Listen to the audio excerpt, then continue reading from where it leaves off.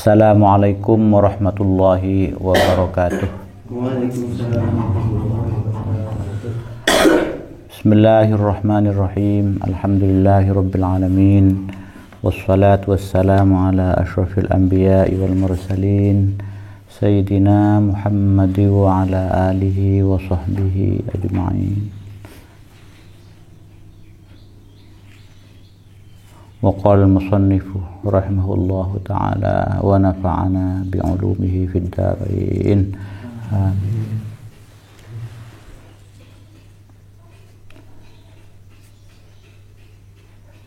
Bismillahirrahmanirrahim. Langsung dimulai ke babnya ini.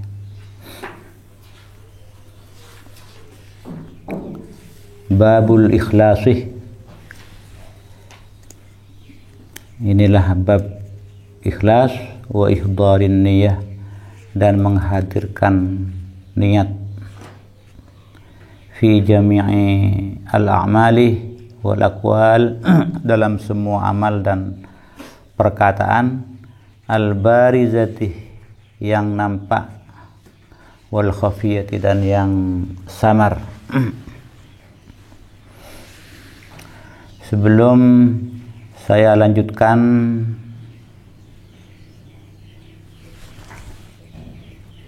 dan melanjutkan bab pertama ini, perlu kiranya saya sampaikan bahwa saya ini ada yang meminta untuk membaca kitab Riyadhus Shalihin ini, maka saya penuhi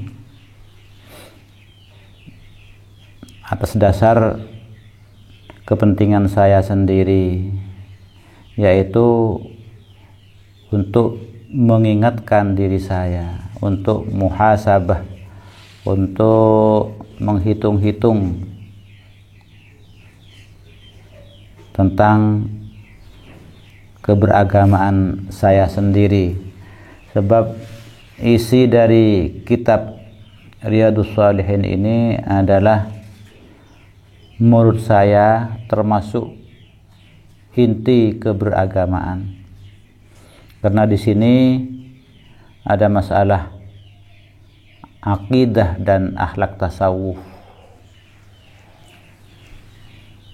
Dan itulah memang bagian pokok ajaran agama itu.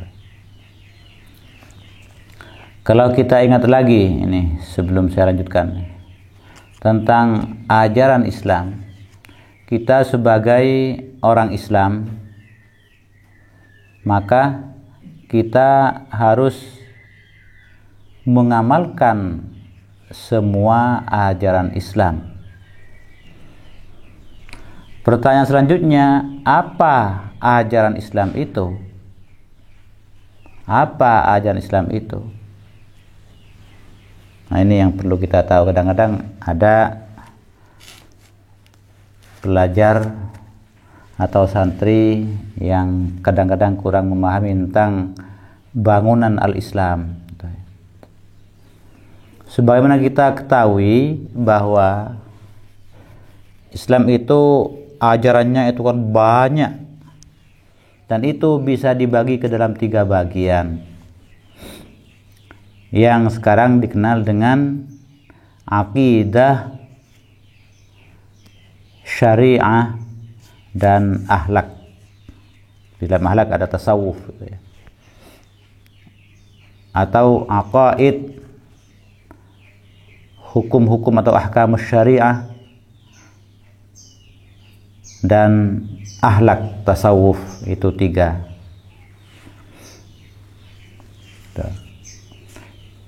Untuk kita berislam, maka tentunya harus ketiganya harus kita miliki dan kita amalkan. Ketiganya itu. Lah, posisi kitab ini ada di mana? Itu maksudnya.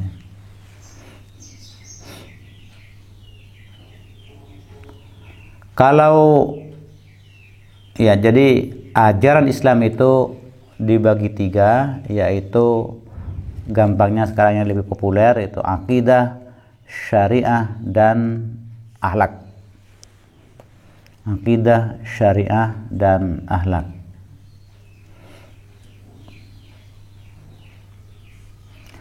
Di dalam Al-Quran Allah berfirman, A'udzu billahi minasyaitonir rajim. Ya ayyuhalladzina amanu dkhulu fis silmi kaffatan wa la tattabi'u khutuwatis syaitan innahu lakum aduwwum mubin. Kalau tidak keliru ya. Wahai orang-orang yang beriman, masuklah kalian ke dalam Islam. Itu as-silmu dalam tafsir ya, agama Islam. Seluruhnya di sini adalah bukan kalian yang seluruhnya, tapi Islamnya yang seluruhnya. Disebut sekarang itu dengan Islam kafah. Islam kafah itu mencakup apa? Itu tadi itu mencakup ajaran bidang akidah, ajaran bidang syariah, dan ajaran bidang akhlak, atau di dalamnya juga ada tasawuf. Dan itu bisa dilacak ke dalam sebuah hadis. Hadis yang kemudian kita kenal dengan iman, Islam, dan ihsan. Hadis kalau dalam kitab ini kalau tidak keliru ada di bab al-muraqabah ini, bab yang kelima. Hadis nomor 1 kalau tidak keliru. Kalau di kitab hadis Arba'in An-Nawawiyah itu ada di nomor 2 kalau tidak keliru itu ya. Di mana di sana terjadi dialog gitu, antara Nabi Muhammad dan malaikat Jibril.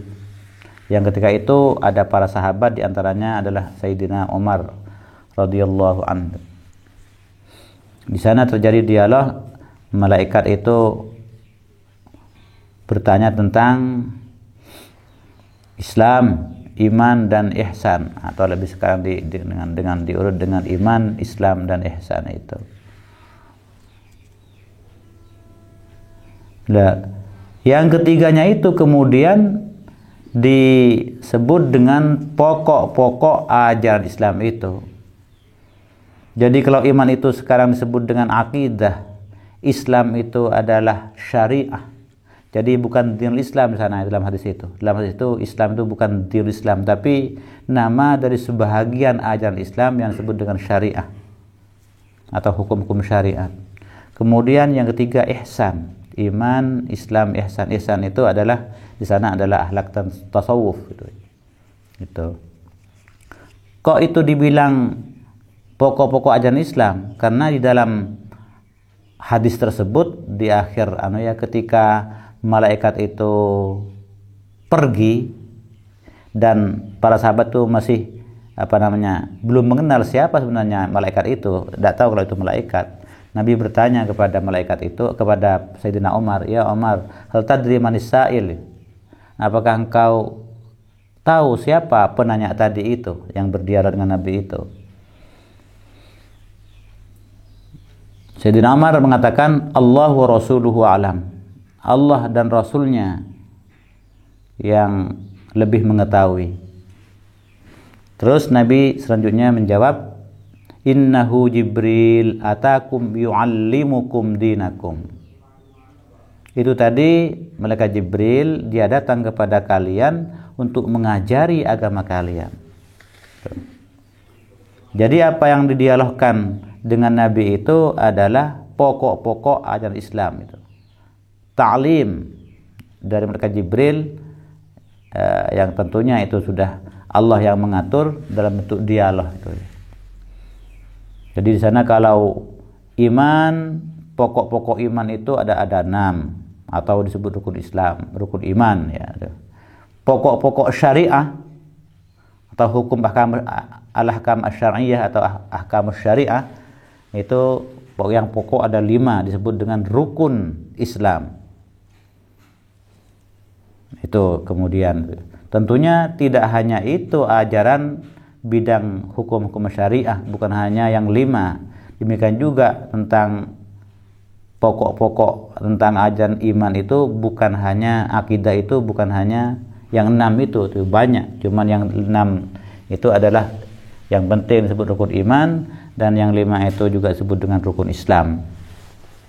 Itu. Jadi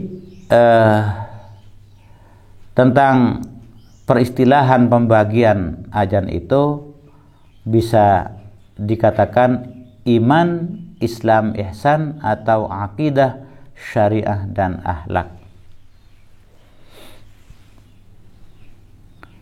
Harus kita itu tak bisa dilepas yang 3 itu. Tidak bisa kita hanyalah bersyariah dan berakhlak dan bertasawuf tapi tanpa akidah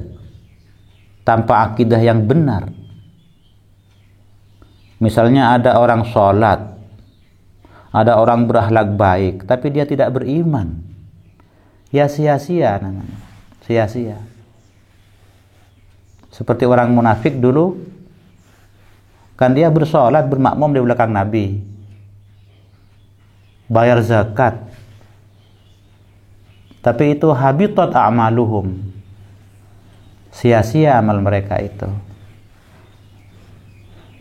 Kenapa? Mereka tidak beriman. Mereka tidak beriman, imannya yang salah. Ada juga orang berakhlak baik, bahkan bertasawuf, tapi tidak beriman kepada Nabi Muhammad, tidak beriman kepada Al-Quran seperti dalam agama yang lain. Ya menurut Islam itu ya itu sia-sia namanya. Ini dalam akidah Islam. Kenapa? Tidak dilengkapi dengan dasar, yaitu iman dulu. Ada orang beriman kepada agama Islam, berakhlak, bertasawuf, tapi tidak bersyariah, tak sholat misalnya, itu namanya kebatinan, itu namanya. Tidak bisa seperti itu. Seperti yang pernah terjadi di sebuah lembaga pesantren tuh ya, tentang sholat itu ya. Orang itu katanya ya dia mengaku beragama Islam dan menjadi santri senior ya. Tapi dia katanya tidak sholat Jumat. Konon dia pernah mengatakan, cerita seorang temannya, kalau orang itu sudah baik, masa masih harus sholat? Kan tidak benar namanya. Tidak benar. Kalau orang itu sudah baik, masa masih harus sholat? Tidak bisa seperti itu. Itu bisa dipatahkan dengan jawaban sederhana saja itu ya. Nabi adalah paling baiknya orang, khairul bariyah, khairul anam, Nabi itu, tapi masih sholat. Bahkan sholat sunnahnya pernah sampai bengkak patah kakinya itu. Paling baiknya orang, Nabi masih sholat. Nggak bisa. Kenapa? Sholat itu sudah jelas diperintahkan oleh asy-syari', oleh Allah dan Rasulnya. Tak bisa kalau hanya beriman dan berakhlak baik atau bertasawuf. Yang penting zikir kepada Allah, yang penting menahan diri, menahan nafsu, biarpun tidak berpuasa misalnya secara zahir, tak makan tidak minum, tak bisa seperti itu. Saya sering mencontohkan, kalau akidah dan akhlak tasawuf itu merupakan jiwa inti dari agama, maka fikih atau hukum syar'i itu adalah semacam wadahnya. Contohnya misalnya syariat tentang sholat itu harus berdiri, ruku, sujud, duduk, dan baca-baca ini. Itu adalah kerangka zahir yang perlu dijiwai. dijiwai dengan iman, dijiwai dengan akhlak tasawuf dalam sholat. Misalnya tasawufnya sholat itu apa? Harus zikrullah, harus khusyuk, tadarruk misalnya. Harus dijiwai. Tidak bisa kalau jiwanya saja, yang penting kita ingat kepada Allah tanpa sholat. Tak bisa tuh. Sama halnya cangkir dengan minumannya, tidak bisa minuman itu tanpa cangkir. Tak bisa tegak. Untuk ini sesuatu contoh. Kalau cangkir saja tidak ada isinya, ya juga sia-sia kan begitu. Sama dengan jasmani dan rohani. Jasmani dan rohani. Jasmaninya tanpa rohnya kan begitu. Benda mati kan. Hanyalah tulang dan daging. Sebaliknya, rohnya tanpa jasmaninya juga wujudnya tak jelas. Bisa ben orang wajah akidin datin. Ini tentang pentingnya syariah dan dan hakikatnya ini. Kebetulan di dalam kitab ini adalah banyak berisi tentang ya makna dari beragama itu. Bagaimana tentang ikhlas, bagaimana tentang khusyuk, bagaimana tentang ingat kepada Allah. Jadi banyak akhlak dan tasawuf di sini, juga ada akidah ya, akidah. Jadi sedikit tentang pembahasan tentang masalah hukum syariat di sini sedikit. Ini pentingnya, makanya saya sangat merespon untuk ya memenuhi permintaan ini karena untuk mengingatkan saya sendiri. Memang kebanyakannya di dalam hadis ini tentang nilai-nilai akhlak misalnya atau bahkan tentang tasawuf kita sudah tahu walaupun sulit mengamalkan tahu. Misalnya dermawan itu baik, kikir itu tidak baik, kan sudah kita tahu kan sudah. Jadi dengan adanya pembahasan seperti ini maka ingat lagi kita itu ya. Ikhlas itu baik, riya itu tidak baik misalnya. Sudah tahu kita semuanya itu. Sabar itu baik, tidak sabaran itu tidak baik. Ini sebab nilai akhlak itu katanya nilai universal, nilai jagat yang semua penganut agama itu sama dalam masalah akhlak itu. Bahkan orang ateis pun, orang yang tak percaya kepada Tuhan pun juga sama dalam akhlak itu. Sabar itu baik kata orang ateis, kata orang Islam, kata agama lain. Tak sabar tidak baik. Dan sebagainya. Pemarah itu tidak baik kata siapa? Kata semua. Helim, menahan amarah itu adalah baik. Kata siapa? Kata semua itu. Cuman di sini perlu digarisbawahi bahwa kita itu berakhlak yang baik itu bukan karena nilai universal itu ya, tapi karena ta'atan, karena sam'an wa ta'atan kepada perintah Allah dan Rasulnya. Kalau kita dermawan bukan karena itu dermawan itu adalah baik, tapi karena dermawan itu memang disuruh oleh Allah dan Rasulnya, begitu. Kalau kita itu tawaduk pada orang bukan karena tawaduk itu adalah baik secara nilai universal, tapi karena itu mengikuti pakonan perintah Allah dan Rasulnya gitu. Sehingga kita melaksanakan nilai-nilai akhlak yang baik itu ya menjadi nilai ibadah namanya. Karena apa? Taat kepada Allah dan Rasulnya gitu ya. Bukan karena memenuhi nilai universal. Itu yang perlu kita garis bawahi itu.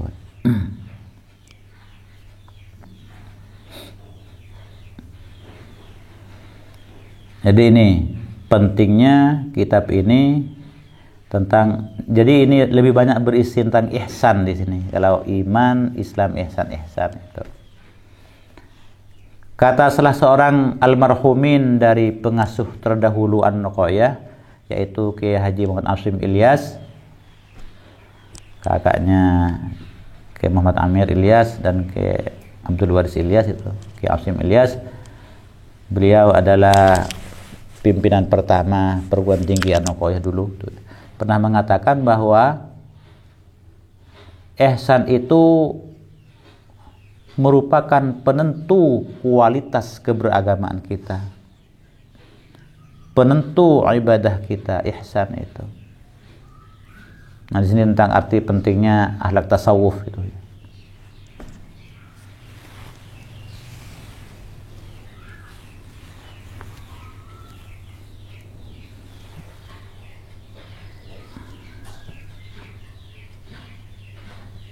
Di sana ada ikhlas, benar-benar karena ingin ridha Allah Subhanahu wa ta'ala. Itu di antara nilai ihsan. Makanya ihsan itu disebut oleh Nabi itu an ta'budallaha ka'annaka tarahu fa illam takun tarahu fa innahu yarak. Dalam beribadah kepada Allah, kalian, ya kita semua ini seakan-akan melihat Allah, seakan-akan itu ya. Atau kalau kita ini tidak bisa melihat Allah, maka yakini bahwa Allah melihat kita. Jadi bagaimana jadinya itu? Adalah akan ihsan, akan memperbagus akan ibadahnya itu. Sering saya mencontohkan, kalau misalnya ada perintah dari pengasuh pesantren agar supaya santri gotong royong bersih-bersih lingkungan misalnya itu, bersih-bersih lingkungan. Lah, seorang santri yang kebetulan diawasi oleh pengasuhnya, maka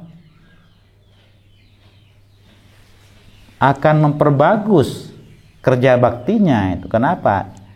Dia melihat ada kiai yang mengawasi, melihat ada kiai, ada pengasuh. Demikian pula kita itu kalau sudah punya perasaan Allah melihat kita, karena memang kita tidak bisa melihat Allah, akan kita memperbagus dalam beribadah kita. Makanya betul sekali kalau nilai ihsan itu menjadi penentu mutu, penentu kualitas dari amal kita itu.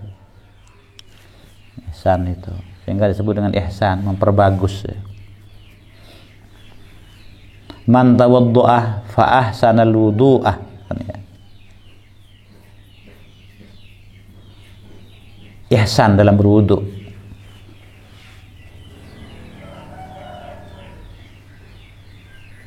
Ihsan dalam berwudu,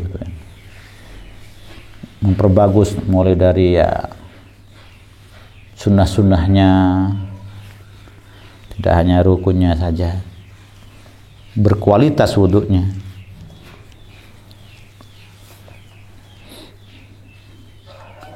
Jadi ini tentang arti atau nilai pentingnya kitab ini. Setidaknya ya bagi saya sangat penting untuk membaca lagi kitab ini yang berisi hadis-hadis tentang akhlak tasawuf dan ya juga akidah.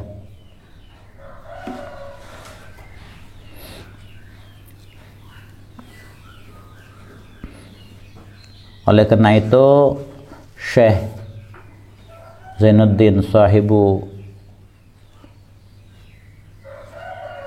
Hidayatul Azkiya itu yang mengatakan Tali' riyadus salihina wa ahkiman ma fihi tazfar bis sa'adati wa amala.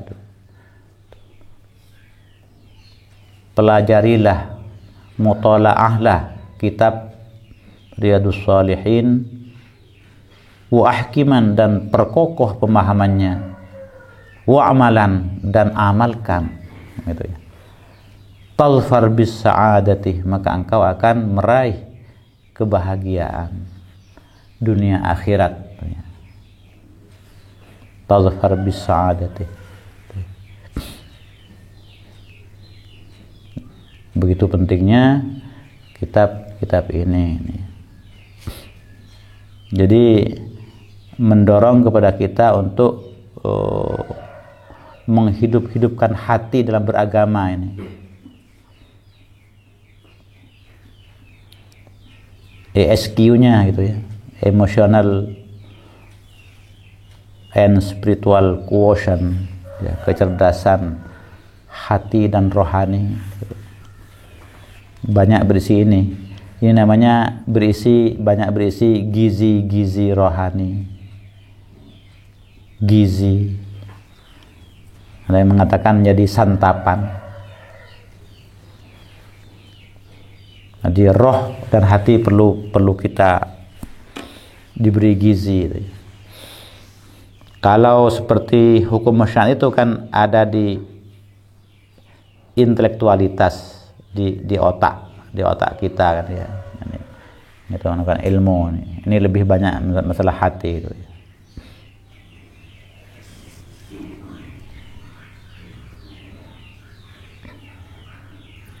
Jadi kesempatan bagi kita, khususnya saya, untuk muhasabah diri, introspeksi tentang diri kita, diri saya ini, sejauh mana kita beragama yang bermutu keberagaman kita atau tidak.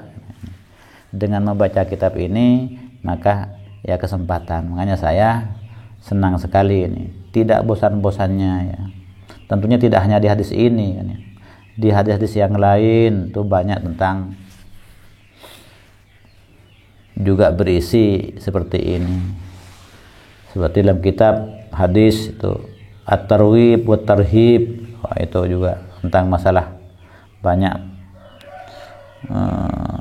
memberikan penguatan hati dalamnya itu.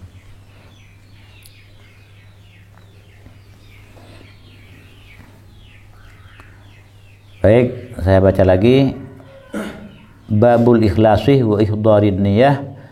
Inilah bab ikhlas wa ihdarin niyah fi jami'il a'mal wal aqwal al barzati wal khafiyati, dalam semua amal dan perkataan yang nampak dan yang tersembunyi.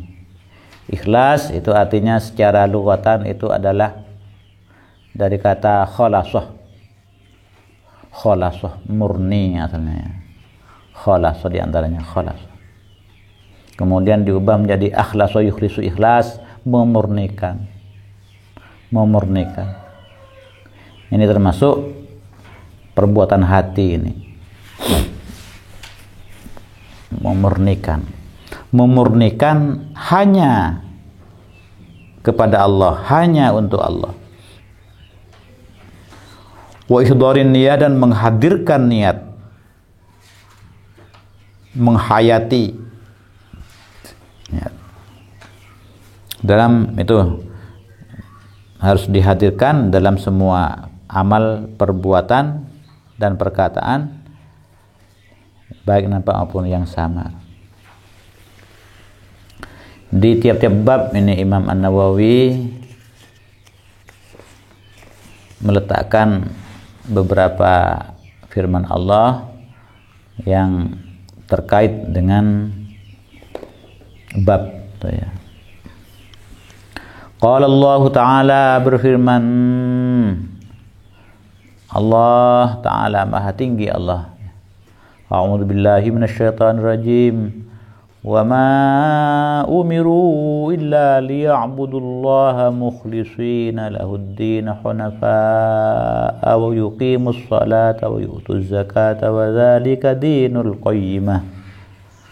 Wa ma umiru, dan tidak disuruh, tidak diperintah mereka, illa liya'budu, kecuali agar mereka itu beribadah, menyembah, mengabdi Allah, kepada Allah, mukhlishina, dengan memurnikan, dengan mengikhlaskan, lahu, untuk Allah, ad-din, akan agama, akan, ada yang mengatakan juga akan ketundukannya hanyalah murni karena Allah. Hunafa'ah, lagi lurus, hanifun hunafa, yang lurus, yang condong kepada Islam, kepada kebenaran artinya. Jadi ad-dinul hanif itu juga termasuk masalah agama yang lurus yang hanya kepada Allah tuh ya. Berkait dengan tauhid juga. Wa yuqimus sholata, dan menegakkan salat. Ini juga menegakkan dipakai menegakkan, aqama yuqimuh. Ada ulama yang menerjemah maksudnya kok pakai iqamah, aqama yuqimu iqamatan ya. Menegakkan itu artinya melaksanakan salat itu secara sempurna dan berkesinambungan ya. Ada yang mengatakan demikian. Benar-benar tegak salat itu, hidup, tidak hanya secara syariatnya tapi juga dengan tasawufnya. Itu berkesinambungan, sempurna sholatnya, tidak hanya nilaiin apa syariatnya tapi juga dengan itu yang sunnah-sunnahnya, termasuk juga yang terpenting ini niatnya kan, penghayatannya dalam sholat itu. Misalnya khusyuk, di samping ikhlas khusyuk, tadarru, tumakninah. Wa yu'tuz zakata, dan mereka memberikan atau mengeluarkan zakat. Wa dzalika, dan yang demikian itu dinul qayyimah, adalah agama yang lurus. Ay ad-dinul qayyim, yang lurus. Ini juga adil qayyim juga dihubungkan dengan keikhlasan.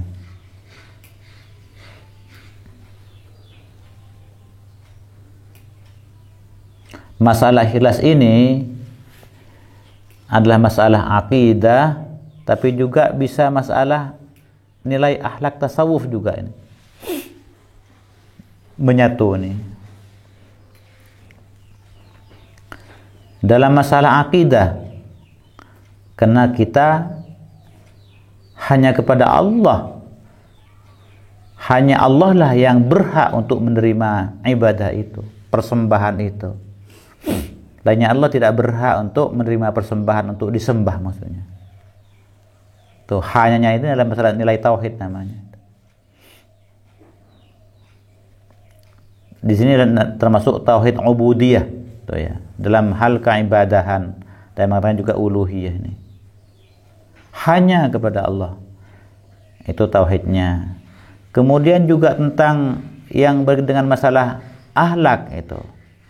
Kalau dihubungkan dengan tanpa pamrih, kita kalau tak ikhlas artinya ada pamrih, itu namanya tidak baik, tercela itu pamrih. Tapi di sini adalah kita pamrihnya juga, tapi hanya kepada Allah pamrih kita itu. Tauhid itu. Ikhlas ini adalah pamrihnya kepada Allah itu ya. Jangan kepada selain Allah itu. Tapi dalam pengertian sekuler ya itu pamrih tulus dan pamrih itu ya. Tapi bagi kita yang Islam ya pamrih itu karena Allah gitu ya. Tauhid ini bisa ke akidah, bisa juga ke nilai akhlak tasawuf.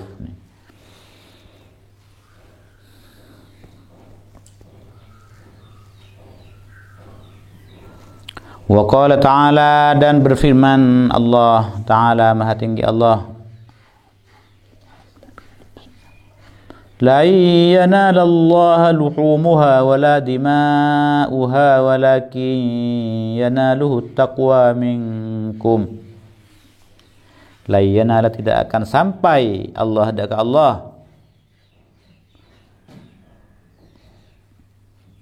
tak akan diterima oleh Allah. Luhumuha, apa dagingnya? Dagingnya kurban ini.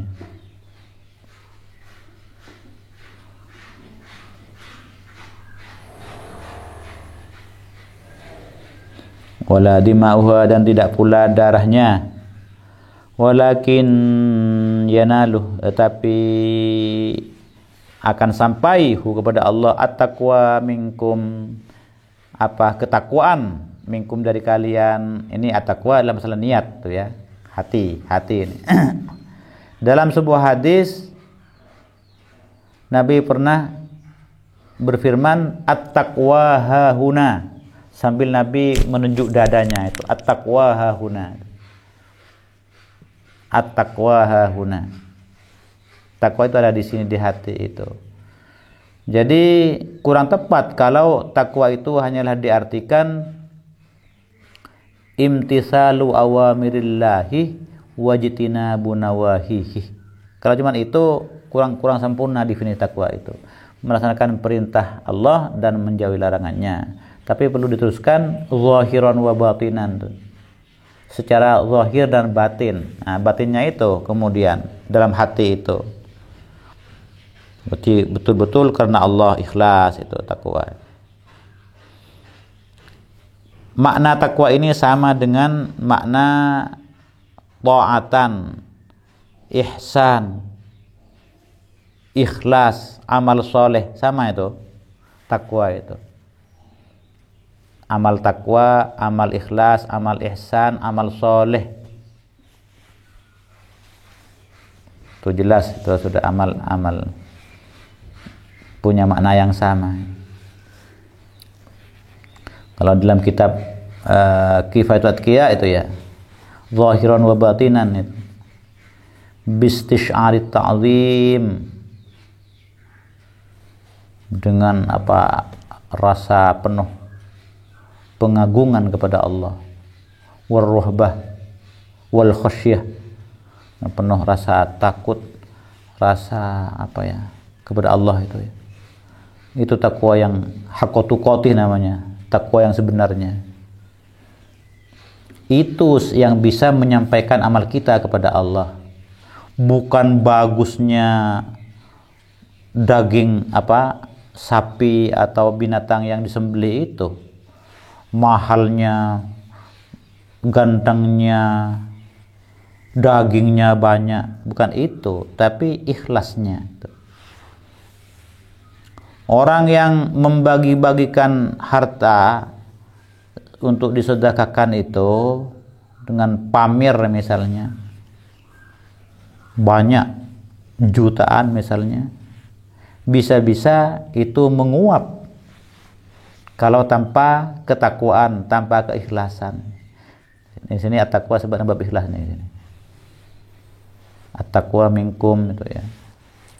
Ketimbang dengan orang yang bersedekah ikhlas sedikit, misalnya sedekah sir katanya itu.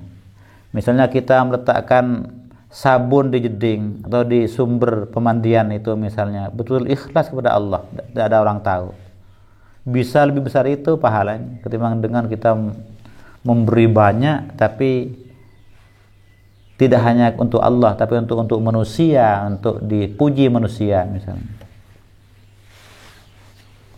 Jadi nilai keberagaman ini ada pada semacam ini.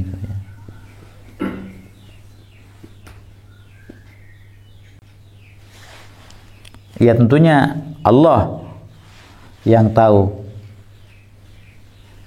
Allah itu alimun bidzatis sudur. Allah itulah maha tahu kepada isi hati itu. Wa qala ta'ala a'udzu billahi minasyaitonir rajim qul in tukhfu ma fi sudurikum aw tubduhu ya'lamhu Allah.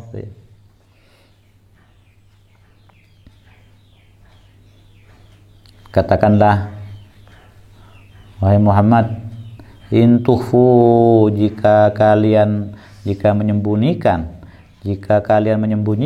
ma fi sudurikum, apa yang ada di dalam dada kalian atau hati kalian, au tubduhu, atau kalian menampakkannya, ya'lam, niscaya akan mengetahui, kepadanya itu mafir Allah, siapa Allah, niscaya Allah mengetahuinya.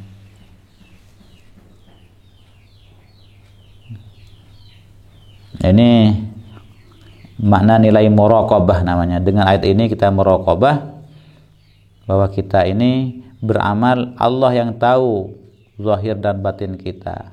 Oleh karena itu perbagus, kita harus ihsan dalam kita beramal, karena Allah itu tahu apa hanya untuk Allah atau hanya untuk semua, apa hanya untuk Allah atau untuk lainnya Allah juga itu.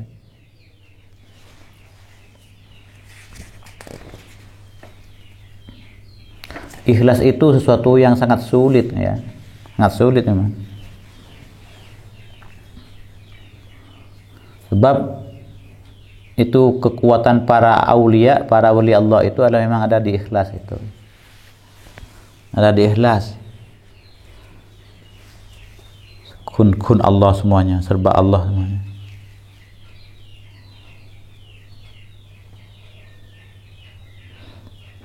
Biasanya kalau secara Rabb kita benar-benar meyakini ada Rabb kan ada ilah kan ya. Rabb itu zat yang apa namanya? Allah itu adalah Rabb, satu-satunya Rabb. Allah itu adalah satu-satunya ilah kan begitu.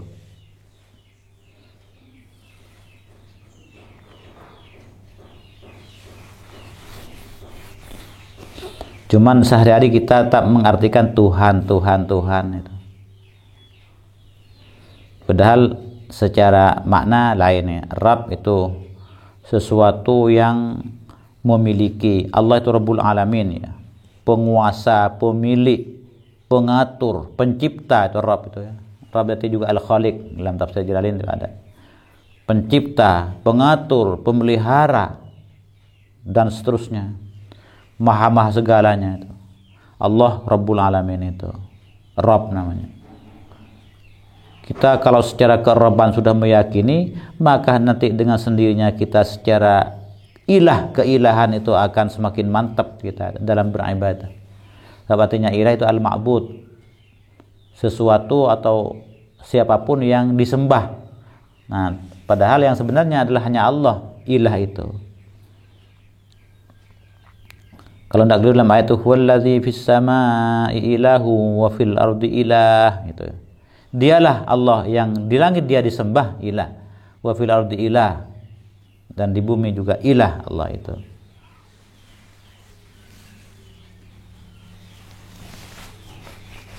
Harus kepada dia kita itu menyembah, ikhlas ya. Jadi tauhid ubudiyah ini atau disebut juga uluhiyah merupakan konsekuensi logis dari adanya tauhid kerabban rububiyah itu. Ada tauhid secara nakli dari Al-Qur'an, hadis tentang Rob sana itu. Ada tauhid secara akli seperti dalam akidah yang 20 itu kan, itu yang akli, hasil filsafat ya, ilmu kalam.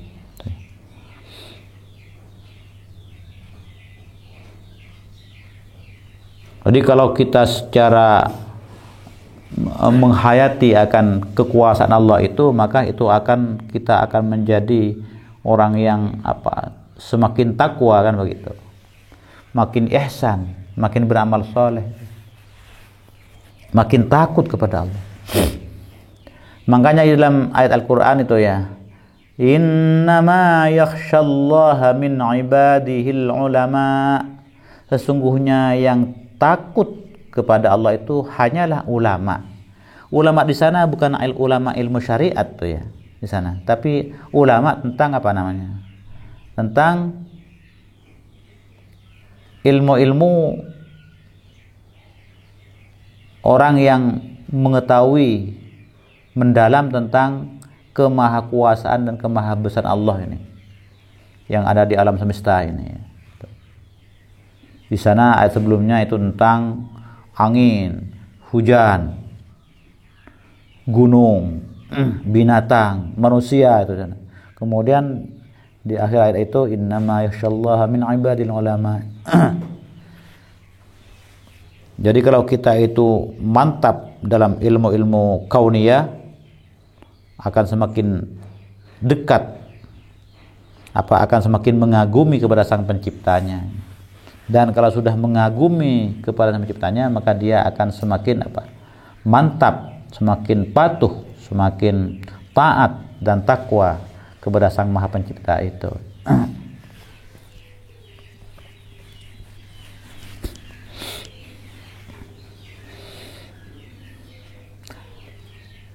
Barangkali untuk pertama ini cukup sebagai pengantar tentang pentingnya nilai-nilai akhlak dan tasawuf itu, yang mungkin nanti yang akan kita dapati dalam hadis-hadis atau ayat Al-Quran yang ada di dalam kitab ini. Demikian, subhanakallahumma bihamdika asyhadu an la ilaha illa anta astaghfiruka wa atubu ilaik. Assalamualaikum warahmatullahi wabarakatuh. Waalaikumsalam.